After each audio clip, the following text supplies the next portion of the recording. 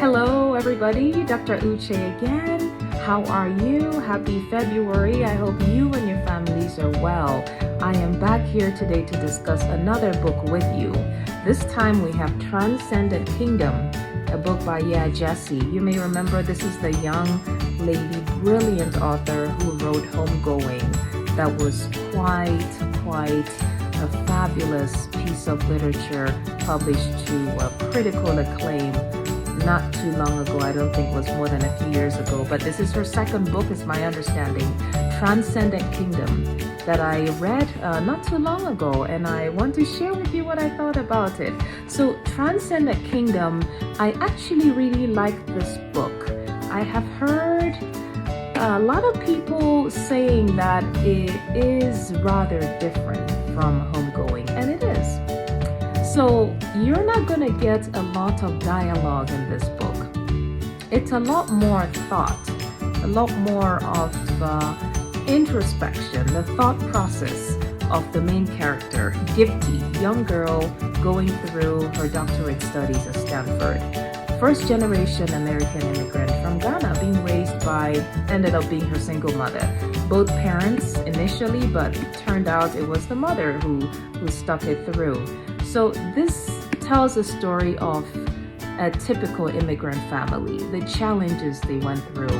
And then it tells a story of a young girl trying to find herself, trying to work through her studies, trying to make sense of things that she saw around her, family experiences, things her mother went through that really impacted her, trying to, in a sense, use science to make sense of what she had witnessed. And of course, if you've read this book, the story of her brother was very sad, but this is all about her thought process, how she tries to make sense of it all. What did I like about it? I liked that it is reality. It probably is what a lot of people go through. A lot of young people, a lot of immigrant families, and so this really gives us a true story, or rather it gives us a true insight into what some families could witness. It talks about real life problems. It talks about opioid addiction.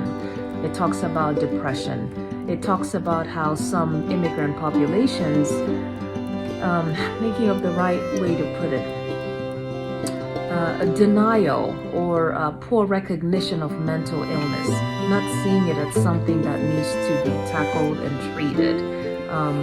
So that's a very important thing it talks about. It does talk about support, how people can get support from the least expected places. What didn't I like about it? Well, it is a beautiful piece of work. I do feel there wasn't much closure. I had wished that the main character would have a little more joy at the end, but I walked away feeling like she really did not have very much joy. I don't feel like she was happy at the end of the book. So that was one thing that I found a bit sad about it. But again, maybe that's how she wanted the book to be. And it definitely does tell a story. She definitely does make her perspective seen and appreciated. And there's no question it's very well written. So has anybody read it? Let me know in the comments, or if you're planning to read it. And I absolutely loved to see the second piece of work by Yaa Gyasi, and I hope that you guys will share if you do read it. And I'll see you when I discuss the next book soon. Thanks. Cheers.